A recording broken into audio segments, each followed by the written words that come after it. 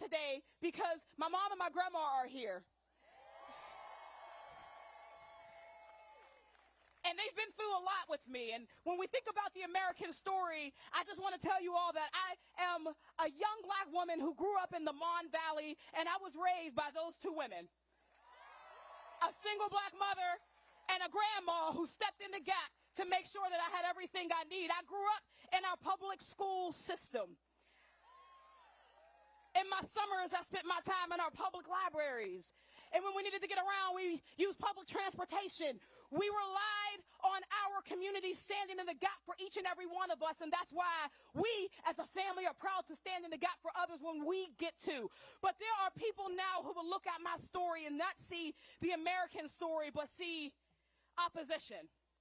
My family put me through college. Right now, when we are in the midst of a loan debt crisis, I was first generation. And after I left Penn State, hell to Pitt. After I graduated from Penn State, I then went on Penn State. We always have one, at least one of us. After I graduated from Penn State, I went to law school. Howard University School of Law, because I wanted to be a credit to my community. But back when I was at Penn State, I used to, in the rain, in the snow, whatever the weather was, I would register people to vote. It was 2008, and we were about to make another history. We were about to elect the first black president in this country. And I was so proud. I didn't consider myself political back then. I was just a college student, but there was something that urged me out, something that compelled me to go and do my part to register young people, because I knew that young people would be a difference maker in this country. And when I left Howard, instead of going to be a lawyer, I felt that same move, that same urge to get back out and do something about politics and elections. So instead of going to a big law firm, I went to the Hillary Clinton campaign. And I spent 2016 working to get a sane, compassionate ticket elected in the midst of a cartoon character. I'm saying that right now because, again, every opportunity, every campaign is a choice. And right now we are looking at those same choices. I want to tell a story really quickly. Because a couple days ago, and I shared this yesterday, a couple days ago, I had a phone call. I called my primary opponent, who I'm actually looking at right now. I called my primary opponent, one of his donors. And his donor's a good man, and he said, I'm going to give you some funds. But I want to tell you something. He's like, we don't agree on anything.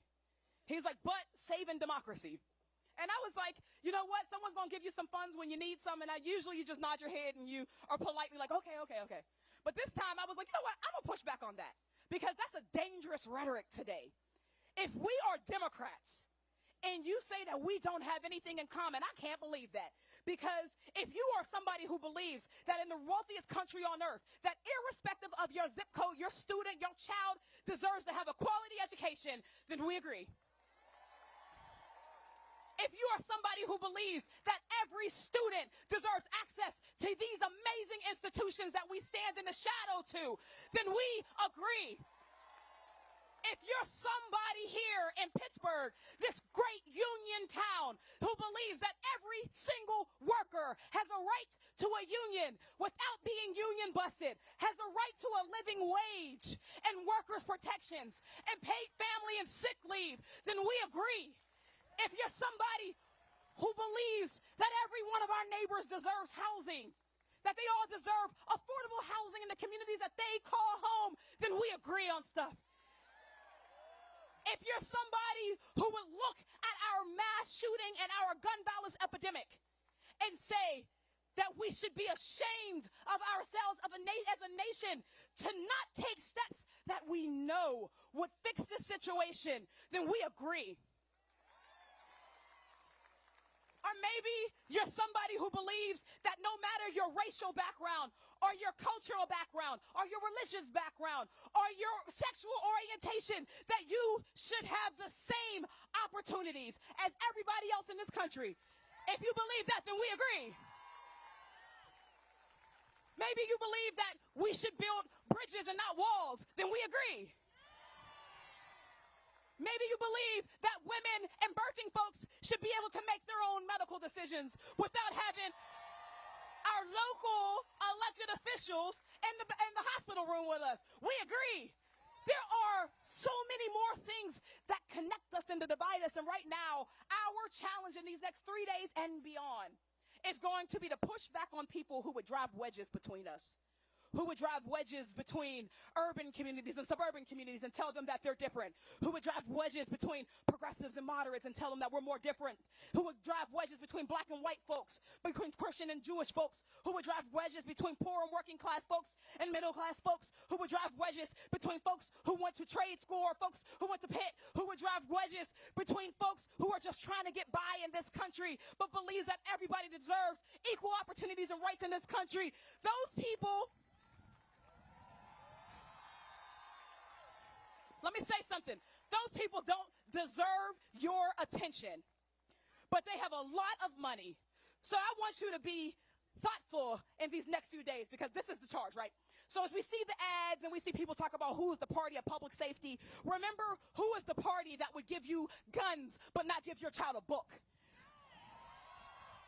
The party that would give you guns but would not fix your classrooms. They would give you guns but not fund your libraries. They would give you guns but not fix your roads. They would give you guns but not give you Medicare. They'd give you guns but not give you housing. They give you guns but they wouldn't give you clean air and clean water. They give you guns. They give you guns. They give you guns. And then they would allow us to continue to fight each other while they steal our democracy. We cannot allow it. So if you're wondering what we need to do in the next 3 days, we need to be very clear about who we're going to send to office. That means that in these next 3 days, we need to find everybody we can, and we need to turn them out for Josh Shapiro and Austin Davis. We need to turn them out and make sure that John Fetterman, who you are here for, is the 51st vote in our Senate. And then we need to take that energy and we need to send up and down the ballot. You make sure that we are not fooled by con men and snake and oil salesmen. Let's make sure that we're not fooled by reality TV stars masquerading as politicians. Because I can assure you, no one who refuses to fund our education system, refuses to fund our children, refuses to fund our roads can tell me anything about public safety. And we need you all to be fired up like you are right now. And we need you to march to every polling place. We need you to take out your phones and call 10 people. So this is what I'm going to leave you with. If you are somebody who cares about somebody, who cares about your neighbor, who cares about your disabled friend or family member, your female family member, who cares about housing justice and education, the choice is so clear. The choice is so clear. In these next 3 days, let's take the blinders off of anybody who still has them. Let's go and get them. Because we don't want to wake up on November 9th and feel the way that I did back when I was working in 2016. And we woke up on November 7th and we thought maybe if we had gotten one more volunteer, one more door, what could we have done differently? I'm going to tell you what we can do differently right now. We can all vote. And we can send the party of insurrection packing, and we can let them know that they will not steal our democracy. And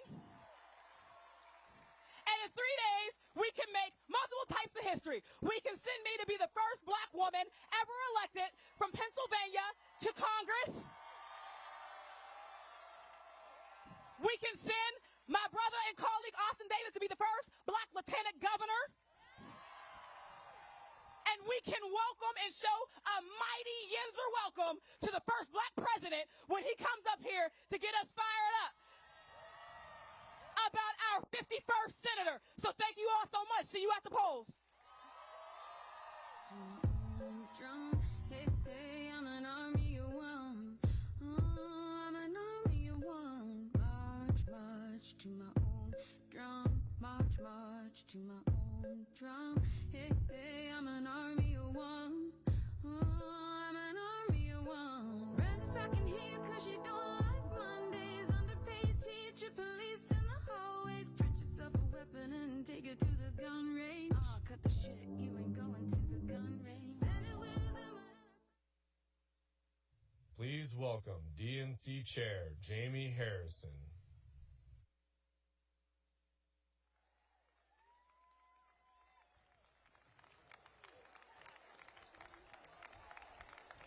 what's going on, folks? Pennsylvania Democrats, are you ready? Are you ready? Are you ready? Folks, 3 days. 3 days. Folks, I love you too. Thank you. 3 days, folks. Democracy is on the ballot. Freedom is on the ballot. Hope is on the ballot. So the question is, are you ready to send John Fetterman to the United States Senate? Are you ready to send Josh Shapiro to the governor's mansion?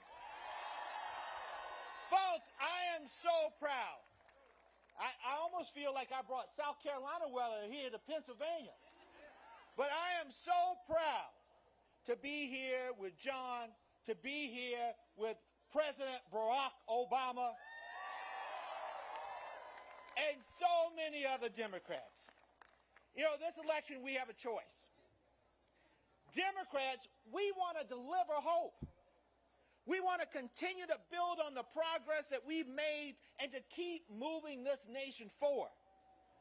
Republicans, they want to take us back. Oh, somebody's just arrived.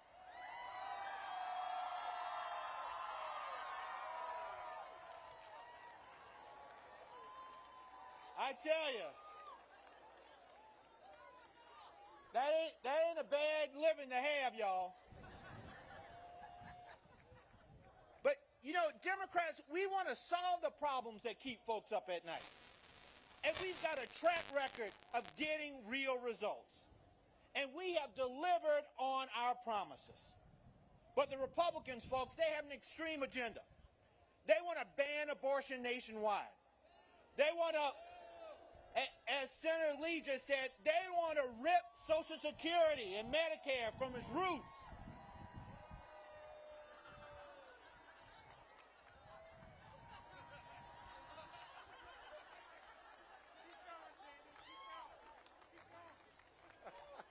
They want to rip Social Security and Medicare from its roots.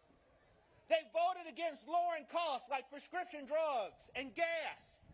And they want to make it harder for Americans to vote. And folks, they're not hiding the ball. They're coming right out and saying what they want to do. Just look at, I guess you can call him a doctor, look at Dr. Oz.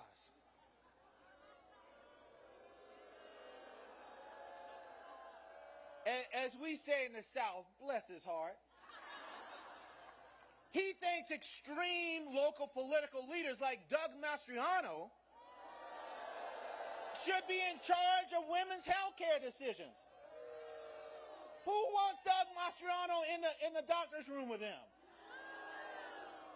Folks, we can't let that happen. And that is why we need to elect John Fetterman and Josh Shapiro. You know, John understands the struggles that families across Pennsylvania are going through. And he has the backbone to take on the Republicans' extreme agenda in Washington and actually get things done for the people of Pennsylvania. He doesn't need a GPS to get here to Pittsburgh.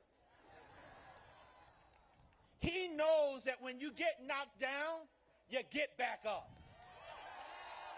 And that's why we are working to make sure Democrats up and down the ballot have the resources that they need to win in November. Folks, I want you all to know this, that you are not in this by yourselves. The DNC has quadrupled. I didn't say doubled. I didn't say triple. Quadruple its resources right here in Pennsylvania.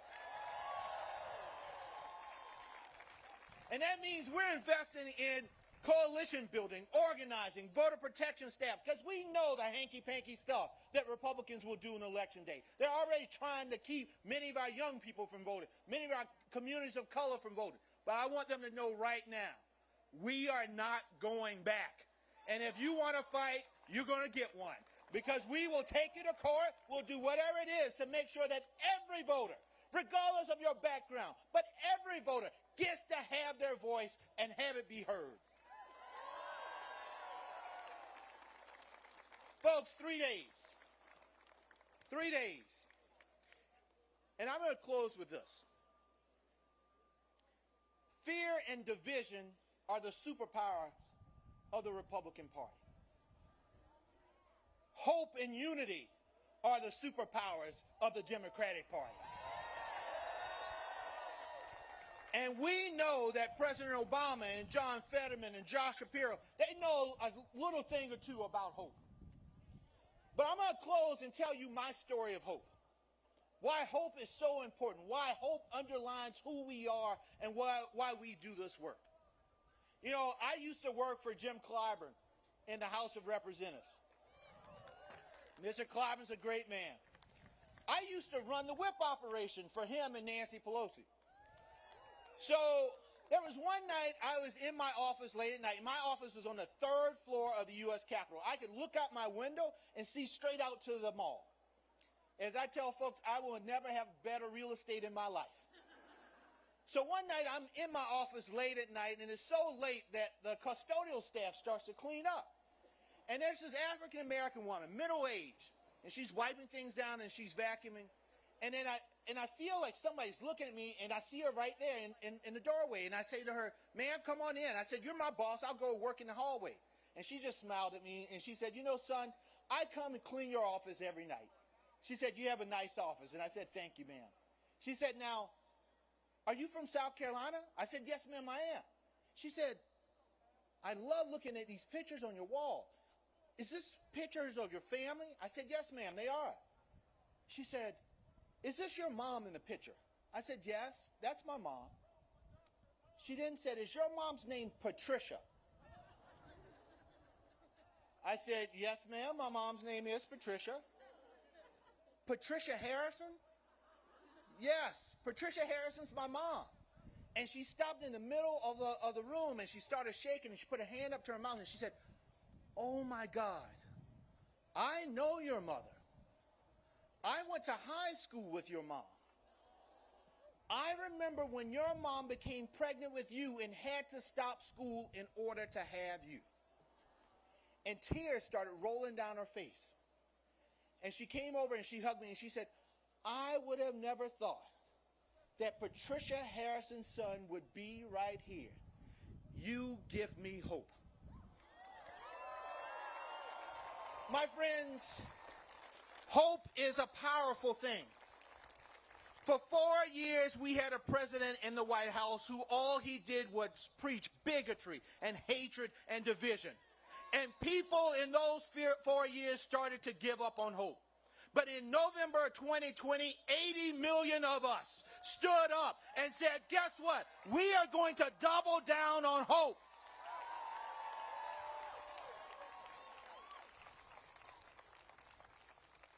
In my home state of South Carolina, our motto is, "While I breathe, I hope." While I breathe, I hope. But folks, if we are really serious about hope, we know that hope alone is not enough.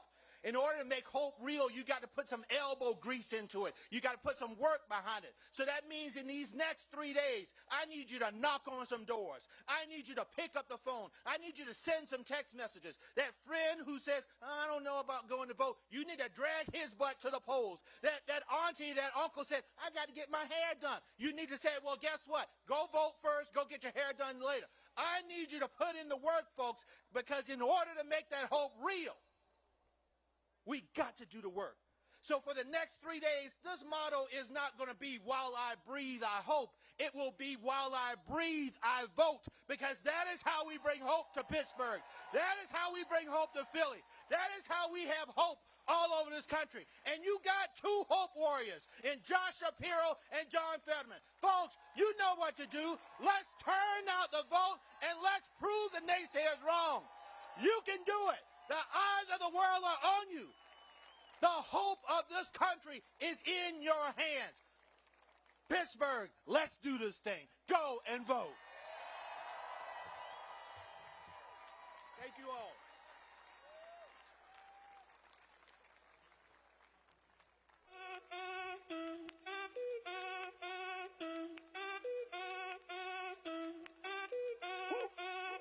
Si el ritmo te lleva a mover la cabeza, ya empezamos como es. Mi música no discrimina a nadie, así que vamos a romper. Con lo mío todos se mueven, la fiesta la llevo en mis genes. Yo soy la reina de los nenes, mi gente no se detiene, aquí nadie se quiere ir.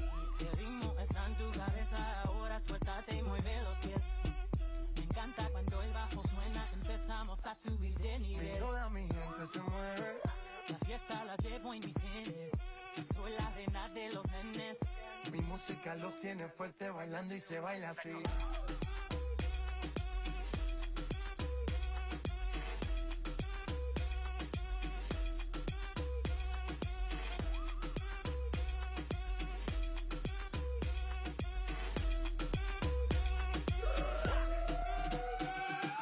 Estamos rompiendo la discoteca, la fiesta no para, apenas comienza.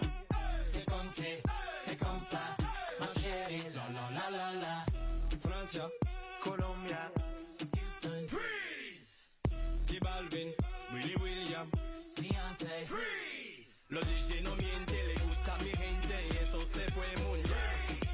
No les bajamos, mas nunca paramos, es otro palo y ¿y plano. dónde está mi gente? Me fue a bouger la tête. Azul, you're with me. Say yeah, yeah, yeah. Yeah, yeah, yeah, yeah.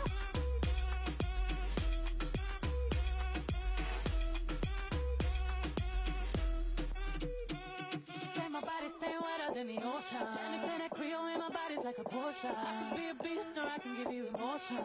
But please don't question my devotion. I've been giving birth on these haters cause I'm fertile. See these double C's on his leg. Murder. One more double D's in his bed. Serta. If you really love me, make an album about me. Word up. Soon as I walk in, boys start they talking. Right as that booty sway. Slay. Lift up your people. From Texas, Puerto Rico, Islands to Mexico. ¿Y dónde está mi gente? Me fue a bouger la tête. ¿Y dónde está mi gente? Say yeah, yeah, yeah.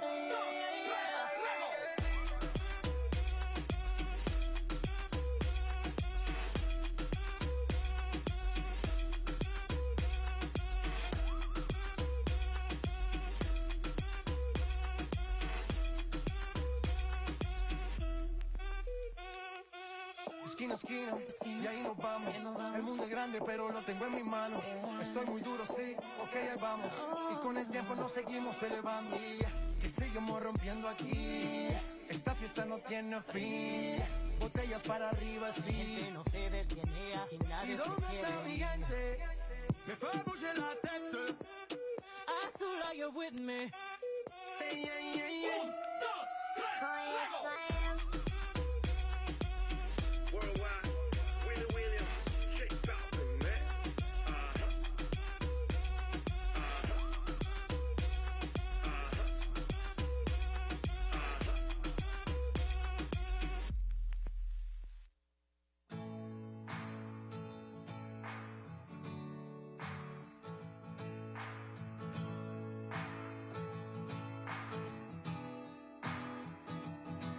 I've cursed on a Sunday. I've cheated and I've lied. I've fallen down from grace a few too many times. But I find holy redemption when I put this car in drive. Roll the windows down and turn up the dial. Can I get a hallelujah? Can I get an amen? Feels like the Holy Ghost running through ya. When I play the highway FM, I find my soul revival, singing every single verse. Yeah, I guess that's my church. When Hank brings the sermon and Cash leads the choir, it gets my cold, cold heart burning, hotter than a ring of fire. When this wonderful world gets heavy and I need to find my escape, I just keep the wheels rolling, radio scrolling till my sins wash away. Can I get a hallelujah? Can I get an amen? Feels like the Holy Ghost running through ya. When I play the highway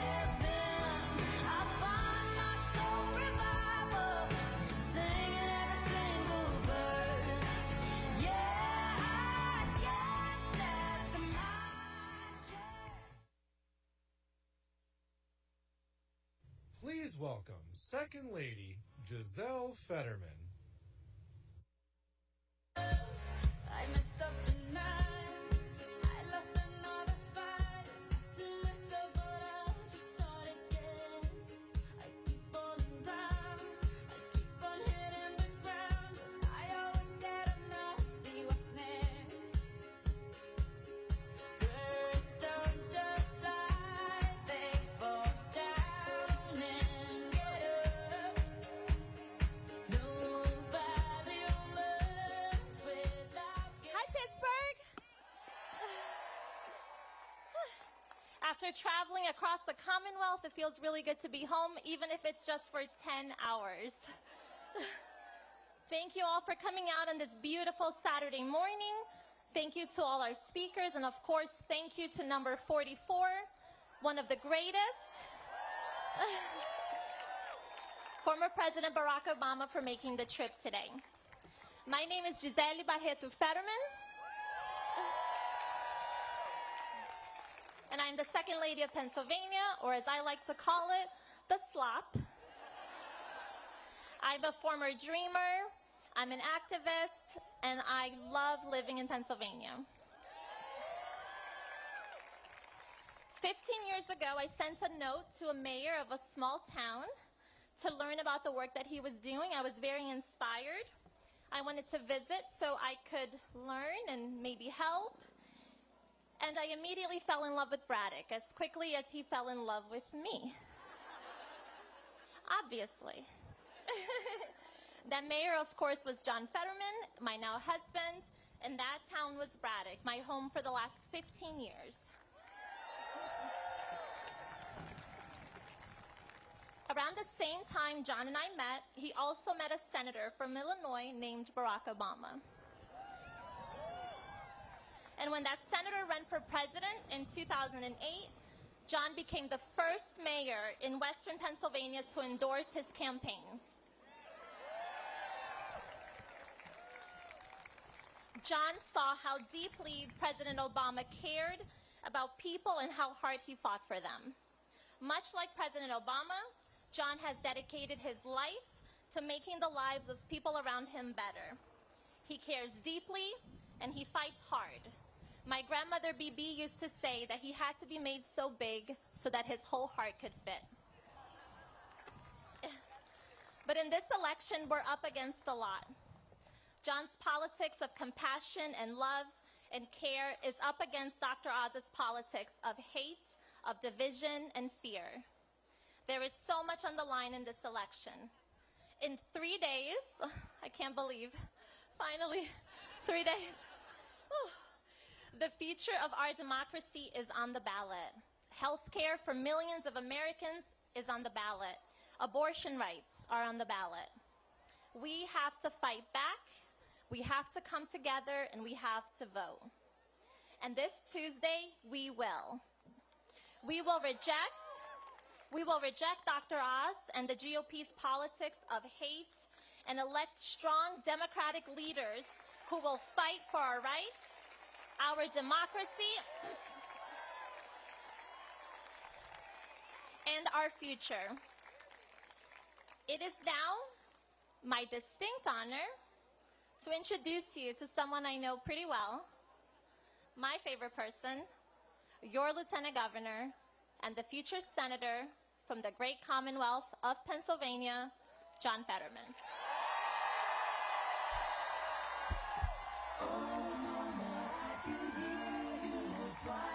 So scared and all alone. Hangman is coming down from the gallows and I don't have very long. Tears up and you love, they finally found me. Any day you had it made, the trick all around me. You're the more you know it's way, so easy of today, I don't want it now.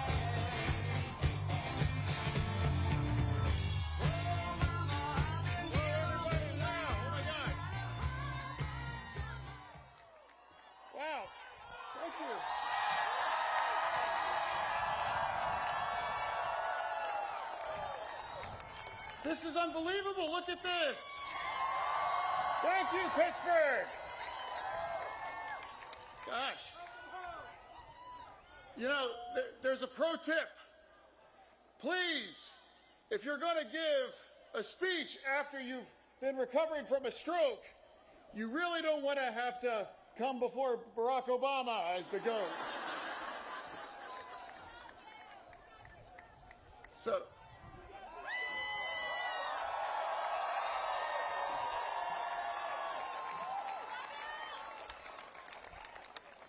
today, Dr. Oz is going to be standing with Donald Trump on the stage. And I'm going to be proud to be standing with a president that is 100% sedition-free.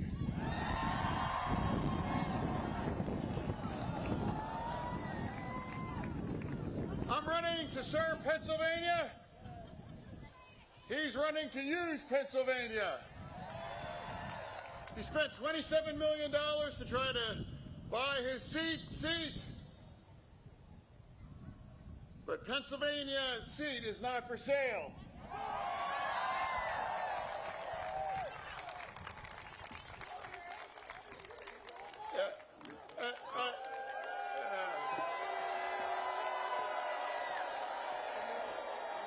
I had a stroke. I got knocked down, but I got back up. I'm going to fight for everyone in Pennsylvania that's ever gotten knocked down or ever has to get back up.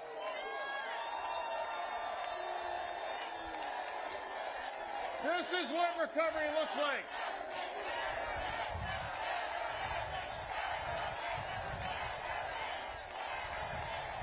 In January, I'm going to be much better.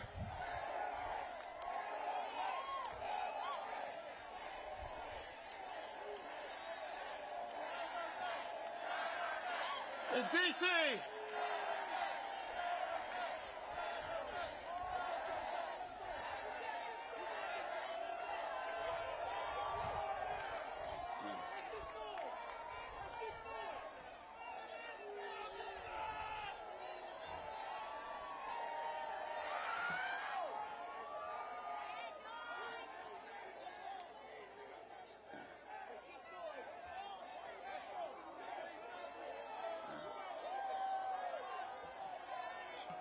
but at any rate, Dr. Oz might be a joke, but this isn't funny.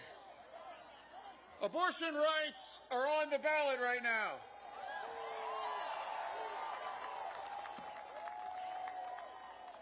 Oz believes that decision should be with local political leaders and stand with people like Doug Mastriano.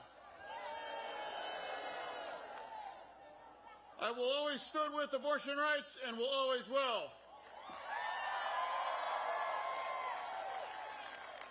We need a senator that understands what Pennsylvanians are going through on. Inflation is a tax on all working people. You can't fight inflation if you don't ever experience or would understand what inflation is. You have 10 gigantic mansions. You don't understand what you're up against. We have to push back against the corporate greed. And we have to push back against the price gouging. We need to make more stuff right here in Pennsylvania and make more stuff right here in Pennsylvania and in America.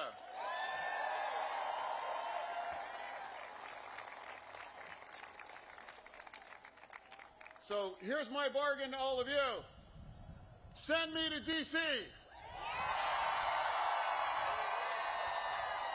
and I'll be that 51st vote to eliminate the filibuster, to raise the minimum wage. How can anybody live on $7.25 an hour? How many union members do we have with us today right now? We want to pass the PRO Act. The union way of life is sacred. We need to protect Medicare and Social Security.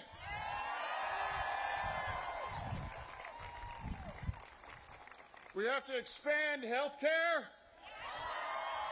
Exactly the same kind of health care that saved my life.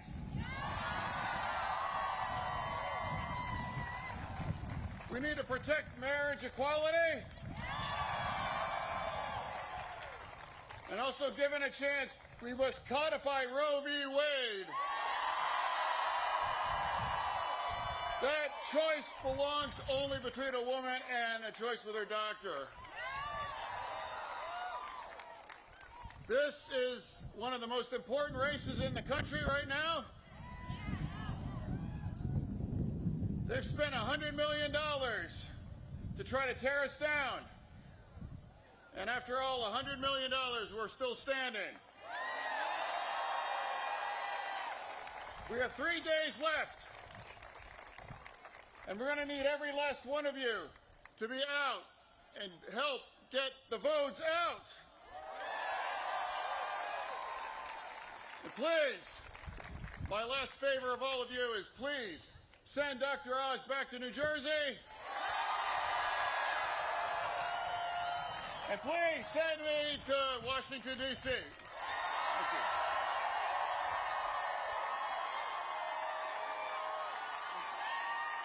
Mr. Fetterman.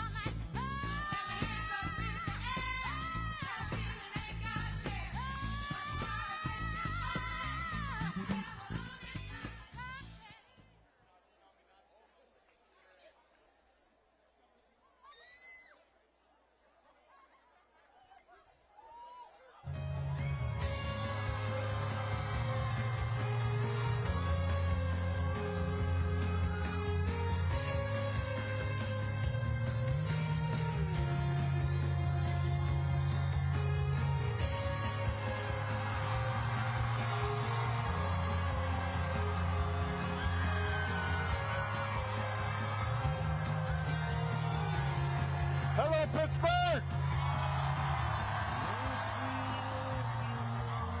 Oh!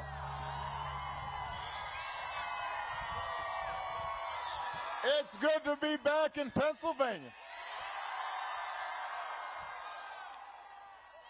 It's great to be in Steelers country. Even if, like the Bears, we're both doing a little rebuilding right now. It's okay. You know, these things kind of go in waves. Pittsburgh, I am here to ask you to vote. For your next members of Congress, Chris DeLuzio and Summer Lee, vote for them. For your next governor, Josh Shapiro. And for your next great Senator, John Fetterman.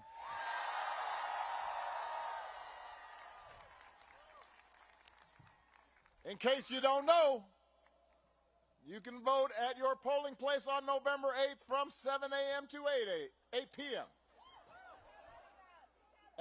And if you need more information, just go to iwillvote.com, find out where to go, make a plan.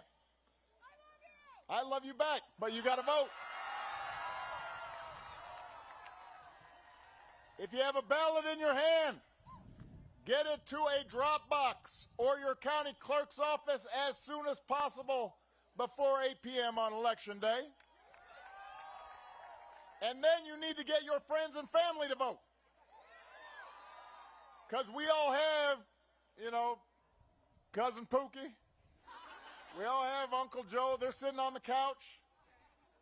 Right now, as we speak, they're watching college football. And that's okay, except they've forgotten that they're supposed to vote. So you got to remind them. Take them with you when you go. Because this election requires every single one of us to do our part. It's that important. Now, I think it's fair to say that this whole country has gone through some tough times these past few years. We've been through some stuff. We're just now coming out of a historic pandemic that wreaked havoc on families and schools and businesses and communities. Everybody was impacted. Some were impacted more. We had a new phrase, essential workers. That means workers actually who work.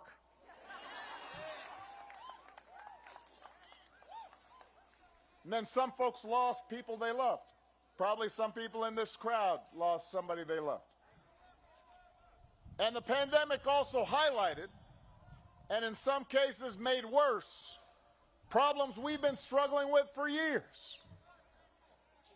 An economy that works for folks at the very top, but not so much for ordinary people. Communities where too many kids are out of school and out of work and out of hope, and that sometimes leads them to violence and despair. And then just an erosion of civility and basic democratic norms. And you've got politicians who work not to bring people together, but to stir up division and to make us angry and afraid of one another just for their own advantage so they can take power. And all of this gets hyped up and amped up 24/7 by social media that has decided it's more profitable to promote controversy and conflict and conspiracies rather than facts and truth. You know, it was just a few days ago that a friend of mine, Paul Pelosi, was attacked in his own home. Somebody breaks into his house looking for his wife, Nancy, the Speaker of the House. And thankfully, he's back home now, and we're going to let investigators do their jobs. But here's what's clear, Pittsburgh. This habit we have of demonizing political opponents, of saying crazy stuff, it creates a dangerous climate. And when you have people who are in leadership positions who promote or ignore over-the-top rhetoric, and then when there's an attack like this, they make light of it, they joke about it, then more people are going to get hurt. And more than that, we violate the basic spirit of our democracy, the spirit of who we are as Americans. And by the way, it's not just politicians, whether it's out of malice or ignorance. We've seen recently big celebrities reposting vile anti-Semitic conspiracy theories online. And you don't have to be a student of history to understand how dangerous that is and how unacceptable it is. And I don't know when we decided that we were just going to believe everything we read on the internet. Here's a tip for you. If you read or see something online that has some grand theory about how some particular group, whether it's black folks or white folks or Jews or Catholics or immigrants or gays, if you read or see something that says they're the cause of all your problems, then it's safe to say it is garbage. It is a lie. It is dangerous poison. We've got to call it out and put an end to that kind of mindset.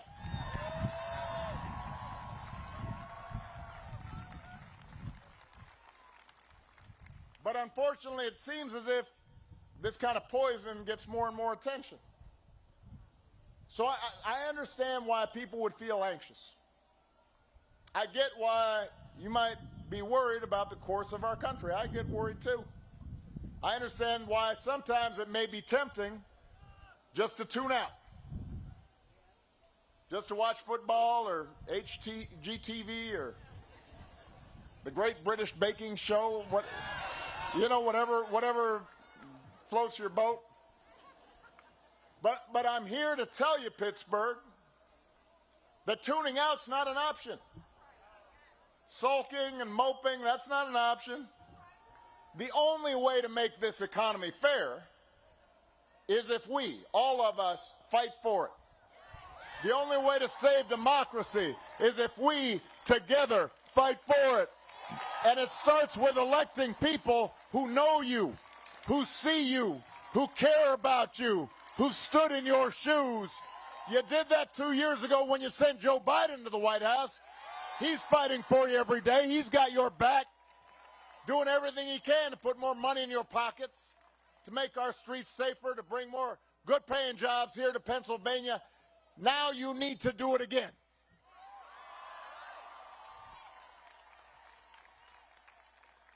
Because while there may be a lot of issues at stake in this election, there is one basic question that you should be asking yourself right now, and that is, who will fight for you? That's the choice in this election. Who will fight for you? Who will fight for working people who are struggling to pay their bills? You know, listen, inflation's a real problem right now. It's not just here in America, it's worldwide. And it has to do with the legacy of the pandemic. It wrecked supply chains, disrupted the economy. Then you've got a war in Ukraine that sent energy prices through the roof. So, you know, folks see grocery prices going up, gas prices going up. It takes a real bite out of their paychecks. It hurts. I get that. But the question you've got to ask yourself is, who's actually going to do something about it? The Republicans like to talk about it, but what's their answer? What's their economic policy? They want to gut Social Security. They want to gut Medicare. They want to give rich folks and big corporations more tax cuts. By the way, don't boo. Vote. They can't hear you boo, but they'll hear you vote.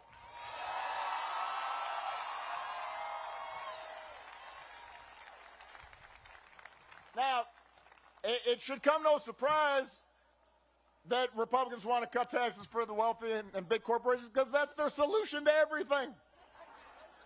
When inflation's low, they say, let's cut taxes for the wealthy. If unemployment's high, let's cut taxes. When it's the reverse, they want to cut taxes on the wealthy. If there was an asteroid that headed towards Earth, they'd all get in a room and say, you know what we need? Tax cuts for the rich. I mean, it's nice if you got one answer to every economic problem. We got some students here. You remember when, maybe you're more responsible than me. There were some times when I was in school where I did not study. And you go in and let's say there's a math test, you didn't study for it. It'd be nice if you could just write down the same answer for every question. Just write down 8. And then you'd get an A. But you know what? That doesn't work in math, and it doesn't work in economics. And that's why Democrats have an actual plan to take on the drug companies to lower prices, to pass laws to make housing more affordable, to make sure big corporations create jobs here in Pennsylvania instead of overseas. That's the choice in this election. That's what this is all about.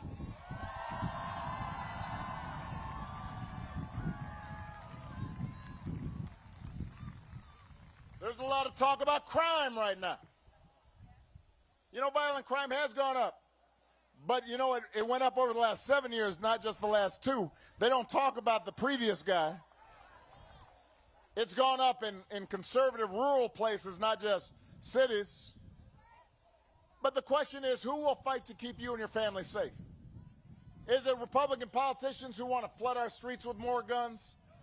Who actually voted against more resources for police departments? Or is it the Democratic leaders who worked with President Biden to pass the first major gun safety legislation in 30 years? That's the choice in this election.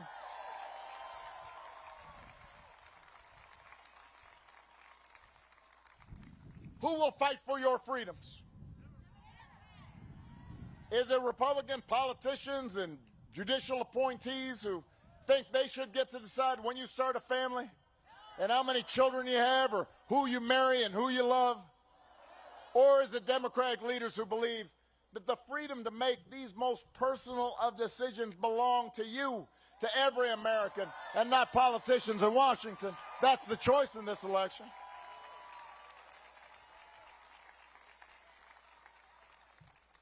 In Pittsburgh, who's going to fight to make our democracy actually work for you? Republican politicians have promised if they get to control of Congress, they're going to spend the next 2 years investigating their political opponents. They've said it. Some of them have said they're going to impeach President Biden. They're not sure what for, but apparently that's beside the point. How's that going to help you pay your bills?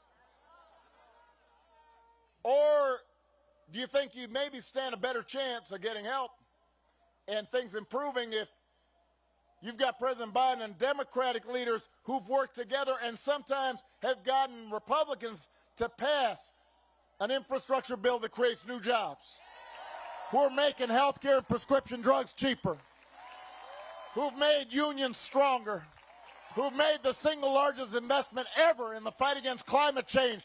That's the choice in this election.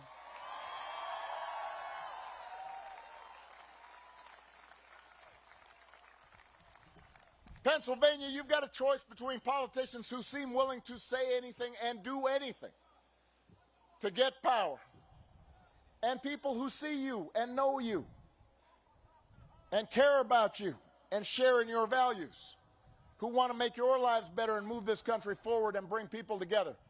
And let me be clear about this. This hasn't always been a partisan thing. One of the tough things about campaigning, it makes it sound as if, oh, you know, it's blue team versus red team, and that's all I care about. Listen, my favorite president ever was a guy named Abe Lincoln. He helped found the Republican Party. There used to be GOP members who championed progress in civil rights and rule of law. But, you know, I've got to look at the facts, and the facts are these days just about every GOP politician seems obsessed with two things. They want to own the libs. Let's get the libs. And let's get Donald Trump's approval. We need Donald to really, hey, what we say about vote? Don't boo now. But that's their agenda. They're not interested in actually solving problems. What they want to do is make you angry and then find somebody to blame. Because that way you may not notice they've got no answers of their own. John's opponents, he has answers, they're just the wrong ones. You want to lose weight? Take raspberry ketones. Got leg cramps? Try lavender soap. Want to prevent dementia? Palm oil, a miracle solution. I mean, never mind that none of these things have been proven to work. Some cases might be harmful. You've just got to believe and then hand over your credit card information. Snake oil, man? Listen, it's easy to joke about Dr. Oz and all these quack remedies he's pushed on TV, but it matters. It says something about his character. If somebody's willing to peddle snake oil to make a buck, then he's probably willing to sell snake oil to get elected. You deserve better than somebody who's just trying to make a quick buck, somebody willing to say anything to get attention. You deserve somebody who knows you. You deserve somebody who stood side by side with you, somebody who will work every day and fight for you, somebody who's actually from Pennsylvania. You deserve somebody like John Fetterman.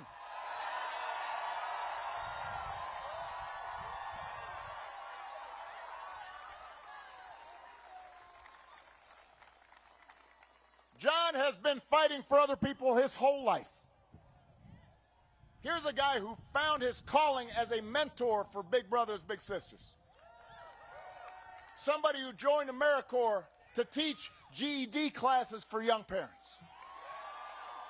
Who ran for mayor of a small town to create jobs and reduce gun violence. John doesn't just talk the talk.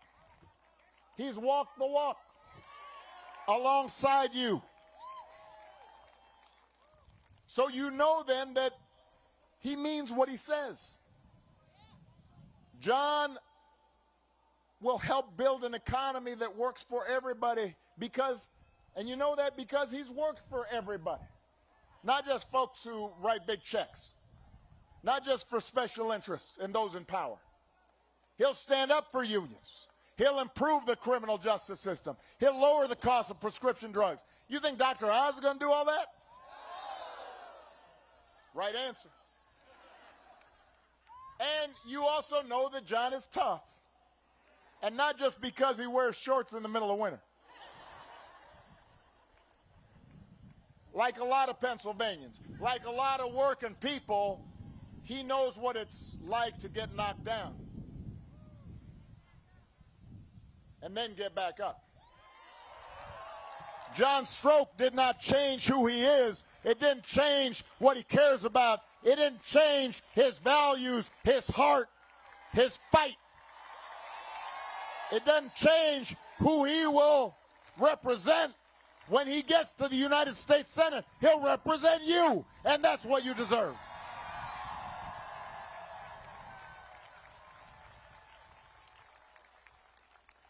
That's why the choice is pretty simple, Pennsylvania. You don't want a leader who's just looking out for himself. You don't need slick talk. You want a leader who's going to work hard for you and who knows enough about hardship that when you get knocked down, you know he's going to be there to help you back up. That's what this election's about. And it applies to your congressional races as well. Are you going to vote for Republicans who oppose common sense gun safety measures, who want to cut Social Security, cut Medicare?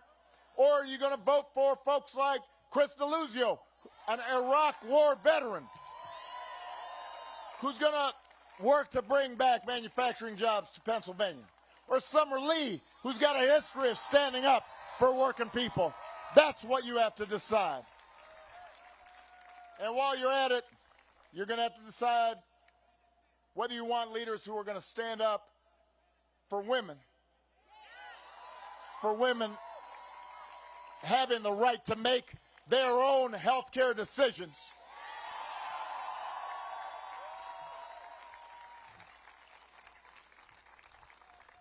Abortion is controversial in this country. It always has been. I genuinely believe there are the good people of conscience who may differ with me on this issue.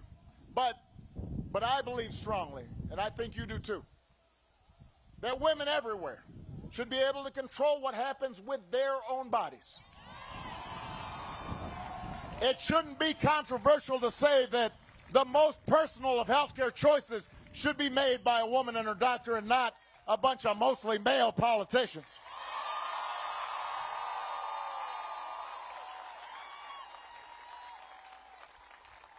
And that's why when the Supreme Court struck down Roe, it was a wake-up for a lot of young people, especially young women, who may have taken Roe for granted.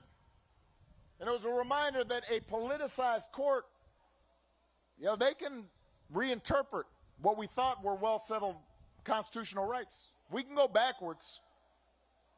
If Republicans take back the House and Senate, we could be one presidential election away from a nationwide ban on access to abortion. And that might just be the beginning. I taught constitutional law for a decade. I can tell you this. If a court does not believe in a zone of privacy that allows each of us to make our own decisions without government interference, then other freedoms we take for granted could be at risk. Clarence Thomas has said as much. If there's no right to privacy, then same-sex marriage could be at risk. Almost every Republican in the House of Representatives already voted against guaranteeing a right to use contraception. That's not in the Constitution. That's interpreted as a part of the right to privacy. If we don't have that and they take back power, there's no guarantee birth control won't be next. Think about that. You got to vote. Here in Pennsylvania. I'm sorry, what was that? Here in Pennsylvania, John's opponent. Go ahead, go ahead.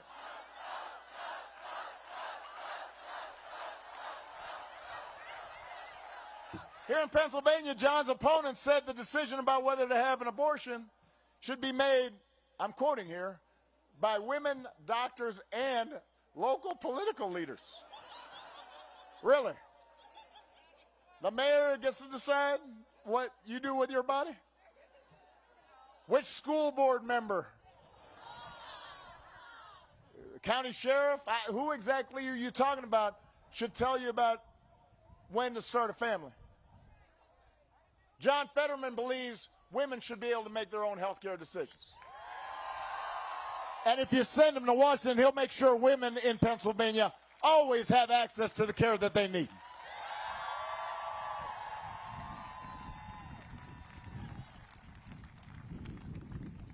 So I think somebody mentioned earlier we're setting our clocks back tomorrow by an hour.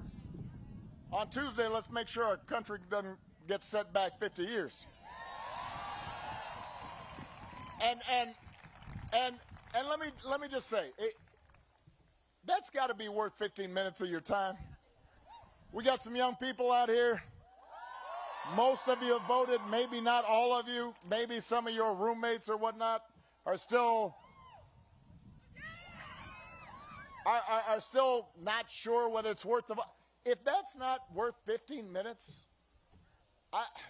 what is? Well, maybe if you need another reason to vote, let me tell you, consider the fact that our democracy is also on the ballot. You know, I've been traveling through the country, and I got to admit, going out on the campaign trail feels a little harder than it used to be. And it's not just because I'm grayer and stiffer. Back when I was, part of it is back when I was first running for office. I remember when I first started campaigning here in Pennsylvania. You know, I'd go to various towns, and people didn't always agree with me on everything. But, you know, I could go into a small town, maybe mostly Republican town. Not a lot of folks look like me. And I'd go to a VFW hall, or I'd go to a diner. Maybe if it was a rural area, I'd go to a county fair, and I'd sit down and I'd have a piece of pie and coffee, and because I like pie. And you'd have a conversation with somebody. And you talk about your kids, you talk about your parents, maybe somebody got sick in your family and what that was like. You talk about the hopes you have for the future.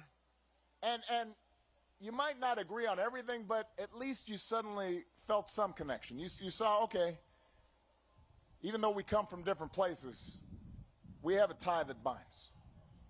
And maybe we might persuade each other about some things. And I'd learn something, and they'd learn something about each other's lives. And that was one of the joys, one of the glories of campaigning, was seeing this incredible diversity of the country, but also understanding that there was this thread that tied us together. And by the way, that's why I ended up getting a bunch of Republican votes. Hard to believe, but it was true. And then after I won, my Republican opponent, John McCain, graciously conceded. And he wished me luck for the sake of the country. And we still had arguments. He was still in the Senate, and he'd give me a tough time. He could be cranky sometimes. But we all agreed on the basic foundation of our democracy. And that even if we were competing, we were still basically on the same team. And that's what's at risk right now. You know, Democrats may not be perfect. I'm the first one to admit it. I'm not perfect. No politician is. We're just like all of you. We can make mistakes. But right now, with a few notable exceptions, most Republican politicians aren't even pretending that the rules apply to them. They just make stuff up. I mean, John's opponent still refuses to acknowledge that Joe Biden won the 2020 election. He says he needs more information to determine if the results were legitimate. What information are you talking about? He won't say, just more. He's hired people who marched to the Capitol on January 6th. They're on his campaign.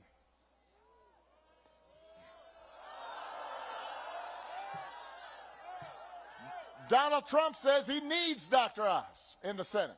In case there is a close election again. Think about that. So he's basically saying, look, if I lose again, I need him to see if he can put his thumbs on the scale. That is not what this country is supposed to be about. And I understand democracy might not seem like a top priority right now when gas prices are high and grocery prices are high. Sometimes it feels like government isn't making enough progress on the issues that matter to you and your family. I get that because sometimes progress is slow. This is a big, complicated country with a lot of different interests, and it's hard to get stuff done sometimes. But let me tell you something, Pennsylvania. We've seen throughout history, we've seen around the world what happens when you give up on democracy. We can see it in other countries where government tells you what books you can read and what books you can't. Countries that own all the media and just pump out propaganda and put dissidents and reporters in jail. Countries where it really doesn't matter who you vote for because the fix really is in. And people in power do whatever they want. And where corruption is rampant because there's no accountability. When that happens, people get hurt. That has real-life consequences, and that's why generations of Americans fought and died for the idea of self-government. That's why suffragists marched so women could be part of We the People. That's why the civil rights movement marched to make sure that all of us were included.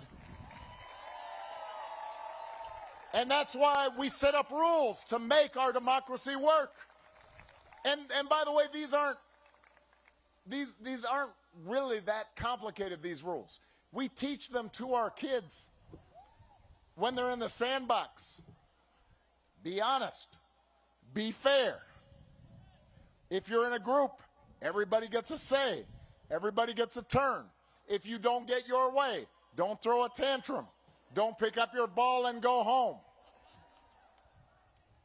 You know, when I ran for Congress the first time, in a primary, I got whooped. Lost by 30 points. I did not feel good about that. You know what I didn't do, though? I didn't say it was rigged. I didn't start an insurrection. I went back and did some soul searching and figured out what I had done wrong and tried to do better the next time. And that's what we teach our kids when things don't work out exactly as they want. Okay, think about it, figure it out, do better the next time. These are basic rules that we teach our kids. They undergird our democracy, and that is at stake in this election. Because right now we've got folks who don't tell the truth and are willing to play around with the rules so they get their way no matter what. And that's why it's not enough to elect Democrats like Chris Deluzio and Summer Lee and Josh Shapiro and John Fetterman. You've got to elect good people up and down the ballot.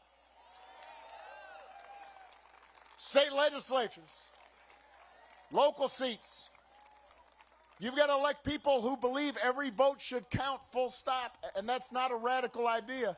It didn't used to be. You've got to vote for people who will protect the integrity of our elections. Because that could make a difference if this thing gets close. Now, here's the good news. I'm going to give you some good news right now. The good news is you have the power in your hands to steer this country in a better direction. But it only happens if you vote. It only happens if you participate. We joke in my house sometimes that between Michelle and me, Michelle can be a little bit glass half empty. I, on the other hand, am the hope and change guy. I'm usually a little more optimistic. When she's reading the papers or watching the news and she gets a little down on the state of the country or the state of the world, I tell her, hon, everything's going to be okay. And I believe it will. But it won't be okay on its own. It'll be okay because we've worked for it. It'll be okay because we fought for it. Not just on election day, but every day in between. These are tough times, Pennsylvania, but we've been through tougher times before. The important thing is we don't give in to the temptation to give up, to get cynical. The important thing is we don't turn inward. The important thing is we don't see politics as a zero-sum game where anything goes and rules are made to be broken. And the only way for us to win, people like us, is for people like them to lose. That kind of division in our minds, we got to get out of that mindset, because even in our darker moments, and there have been darker moments before, we've always had more in common than our politics suggest. Even when times are tough, what unites us has always been stronger than what divides us. There have always been certain rules that bind us together as citizens, no matter where we come from, no matter what we look like, what our last names are, how we worship, who we love. That's the promise of America. That's who we are.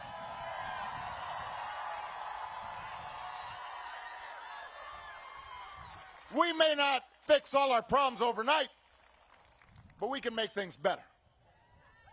And better is worth fighting for. So if you're anxious, if you're frustrated right now, don't complain. Don't boo. Don't tune out. Vote. Get off your couch and what? Put down your phones and what? Vote for leaders like Chris DeLuzio.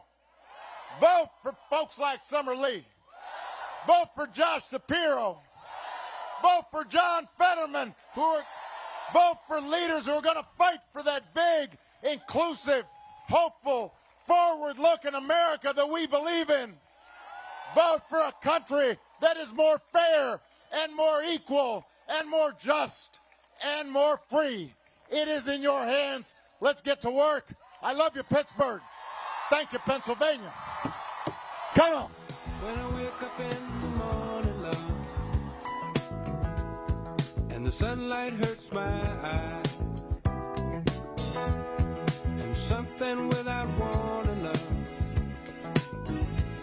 bears heavy on my mind. Then I look at you, and the world's all right with me. Just one look at you, and I know it's gonna be a lovely day.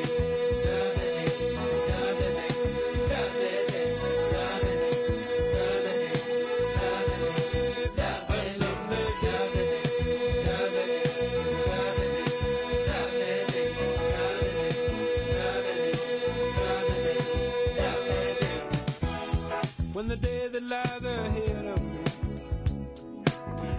seemed impossible to face, when someone else instead of me always seems